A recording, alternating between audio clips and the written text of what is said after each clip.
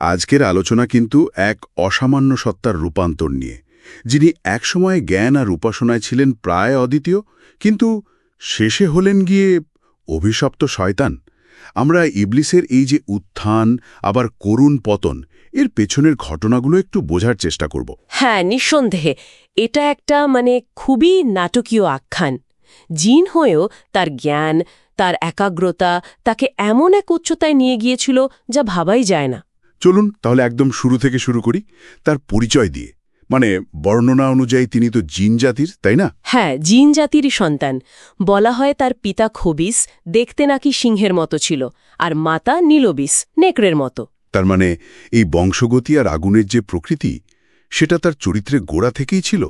তেমনই বলা হয় আর কি। আর এর সাথে ছিল তার সাংঘাতিক মেধা আর স্মৃতিশক্তি, যা শুনতেন ভুলতেন না। তার শিক্ষক সারবুক, তিনি কিন্তু তার সম্ভাবনা নিয়ে খুব আশাবাদী ছিলেন। তবে হ্যাঁ, তার ভেতরের ওই অহংকার, জেদ, এটা নিয়ে চিন্তাও করতেন। কিন্তু এই জিন সন্তান তিনি আসমানে পৌঁছালেন কি করে? ব্যাপারটা তো শুরু হয়েছিল পৃথিবীতে জিনদের গণ্ডগোল দিয়ে, তাই না? ঠিক তাই। পৃথিবীতে জিনদের পাপাচার সীমা লঙ্ঘন যখন চরমে ওঠে, আল্লাহ তখন ফেরেশতাদের নির্দেশ দেন তাদের দমন করার। আচ্ছা। আর সেই অভিযানের সময় ফেরেশতারা শিশু ইবলিসকে খুঁজে পান। দেখে খুব মায়া হয় তাদের। ও। তখন তারা তাকে হত্যা না করে আল্লাহর কাছে অনুমতি চান তাকে লালন পালন করার জন্য। আর আল্লাহ অনুমতি দিলেন? হ্যাঁ, অনুমতি পেয়েছিলেন। এরপর ফেরেশতারা তাকে প্রথম আসমানে নিয়ে আসেন। সেখানেই তাকে আল্লাহর ইবাদাত, নিয়মকানুন এসব শেখানো হয়। আর তিনি তো খুব তাড়াতাড়ি শিখে ফেললেন, তাই না? তার মেধার জন্য? হ্যাঁ, খুব দ্রুত। তার ওই সহজাত প্রতিভা দিয়ে সবকিছু জলদি আয়ত্ত করে ফেলেন। শুধু তাই নয়, এরপর তো শুরু হলো তার সেই কঠোর সাধনার পর্ব। বিভিন্ন বর্ণনায় আছে তিনি নাকি প্রত্যেক আসমানে 1000 বছর করে মোট 7000 বছর ইবাদত করেন। হ্যাঁ, এরকমই বর্ণনা পাওয়া যায়। আর এই দীর্ঘ সময়ে তিনি বিভিন্ন উপাধিও পান, যেমন খাসে, আবেদ, অলি, সালে, এরকম।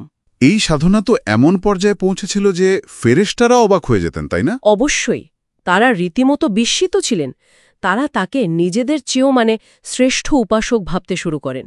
এমনও বলা হয়, আসমান জমিনের এমন কোনো জায়গা নাকি ছিল না যেখানে ইবলিস আল্লাহর জন্য সিজদা করেননি, নত হননি। ভাবা যায়, এত জ্ঞান আর উপাসনার ফলে একসময় তিনি ফেরেশতাদের শিক্ষকও হয়ে উঠলেন। এটা সত্যি অসাধারণ। হ্যাঁ, বিষয়টা এমনই দাঁড়িয়েছিল। তার জ্ঞানের গভীরতা দেখে ফেরেশতারাই তার কাছে শিখতে আগ্রহী হয়ে ওঠেন। তখন আল্লাহর নির্দেশে তাকে আরশে মোয়াল্লা আল্লাহর সিংহাসন হিসেবে যা পরিচিত, তার কাছে একটা বিশেষ আসন, একটা মেম্বার দেওয়া হয়। ও আচ্ছা, সেখান থেকে তিনি শেখাতেন? হ্যাঁ, সেখান থেকেই তিনি ফেরেশতাদের ওয়াজ নসিহত করতেন। এভাবেই তো তিনি মোয়াল্লেমুল মালাইকা ফেরেশতাদের শিক্ষক হিসেবে পরিচিতি পান। এর পরের ঘটনাটাও কিন্তু কম গুরুত্বপূর্ণ নয়, লৌহে মাহফুজ দর্শন। এই লৌহে মাহফুজ বা সংরক্ষিত ফলকে ঠিক কি এমন লেখা ছিল যা তার ভবিষ্যতের দিকে ইঙ্গিত করছিল? আল্লাহর অনুমতি নিয়ে তিনি যখন লোহে মাহফুজ পড়ছিলেন, তখন একটা লেখা তার চোখে পড়ে। সেখানে লেখা ছিল যে আল্লাহর এক বান্দা দীর্ঘ 6 লক্ষ বছর ইবাদত করার পরেও মাত্র একটা আদেশ অমান্য করার কারণে অভিশপ্ত হবে, চিরকালের জন্য বিতাড়িত হবে। এই লেখাটা পড়ে ইবলিস নিজেও কেঁদে ফেলেছিলেন। হ্যাঁ, বলা হয় তিনি কেঁদে ফেলেছিলেন। কিন্তু তখনও তিনি বোঝেননি যে এই দুর্ভাগা ব্যক্তি আসলে তিনি নিজেই হতে চলেছেন। তার ভবিষ্যৎ চোখের সামনে, অথচ তিনি বুঝতেই পারলেন না। আরেকটা ঘটনার কথাও তো শোনা যায়, যেখানে তিনি অন্যদের জন্য দোয়া করলেও নিজের কথা ভুলে যান। হ্যাঁ, সেরকম একটা বর্ণনাও আছে। ফেরেশতারা নাকি ওই লৌহে মাহফুজের অভিশাপের বাণী দেখে ভয় পেয়ে যান। তখন তারা ইবলিসের কাছে এসে দোয়া চান যেন তারা ওই অভিশপ্ত বান্দা না হন। ইবলিস তখন খানিকটা তাচ্ছল্যের সাথেই তাদের জন্য দোয়া করেন। কিন্তু নিজের জন্য করলেন না? না, নিজের জন্য কোনো সুরক্ষার দোয়া করার প্রয়োজনই বোধ করেননি। সম্ভবত ওই অহংকারের কারণেই। এমনকি যখন তিনি সেখানে লেখা দেখলেন, বিতাড়িত শয়তান হতে আল্লাহর নিকট আশ্রয় প্রার্থনা করছি, তখনও তিনি এর মানেটা ধরতে পারেননি। এই অহংকার, এটাই তাহলে তার পতনের মূল কারণ হয়ে দাঁড়াচ্ছিল? মনে হচ্ছিল যেন তিনিই সেরা। বর্ণনার ধারা তো সেদিকেই ইঙ্গিত করে। এত বছরের উপাসনা, এত জ্ঞান, ফেরেশতাদের ওপর প্রভাব, সব মিলিয়ে তার মনে আস্তে আস্তে এই ধারণাটা গেঁথে যাচ্ছিল যে তিনি জ্ঞান ক্ষমতায় প্রায় আল্লাহর সমকক্ষ। তিনি এমনও ভাবতে শুরু করেন যে আল্লাহ যদি কখনো সৃষ্টিজগতের দায়িত্ব থেকে সরে দাঁড়ান, তবে তিনিই হবেন যোগ্যতম উত্তরাধিকারী। এমনকি এটাও ভাবতেন যে ফেরেশতা বা জিনরা তারই পক্ষ নেবে। হ্যাঁ, তার ভেতরে এই বিশ্বাসও জন্মেছিল যে আল্লাহর সাথে কোনো মতবিরোধ হলে অন্যরা তারই পক্ষ নেবে। আর এই অহংকারের চূড়ান্ত রূপটা আমরা দেখলাম কখন? যখন আল্লাহ আদম আলাইহিসসালামকে সৃষ্টি করলেন এবং সিজদার আদেশ দিলেন। একদম। আল্লাহ যখন মাটি দিয়ে প্রথম মানব আদম সাল্লাহকে বানালেন আর উপস্থিত সবাইকে ফেরেশতা এবং ইবলিসকেও নির্দেশ দিলেন তাকে সম্মানসূচক সিজদা করতে, তখন সবাই আদেশ মানলেও ইবলিস মানল না, সে অস্বীকার করল। সে যুক্তি দিল যে সে আগুনের তৈরি, আদম মাটির, তাই সে শ্রেষ্ঠ। ঠিক, তার যুক্তি ছিল, আমি আগুনের তৈরি, সে মাটির, আগুন তো মাটির চেয়ে ভালো, তাই আমি তাকে সিজদা করতে পারি না, এই ছিল তার কথা।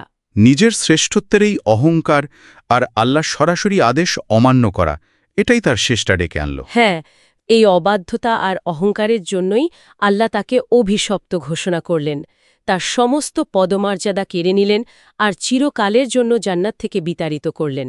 তার লক্ষ লক্ষ বছরের ইবাদত সব নিষ্ফল হয়ে গেল একটা ভুলের কারণে।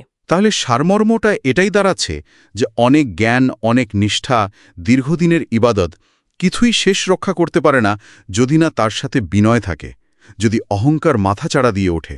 এখানে সবচেয়ে বড় শিক্ষা শায়দ এটাই যে আল্লাহর খুব কাছাকাছি পৌঁছেও, একদম নৈকত্যের শিখরে থেকেও একটা মাত্র আদেশ অমান্য করা আর নিজের অহংকার, এটাই ধ্বংসের কারণ হতে পারে।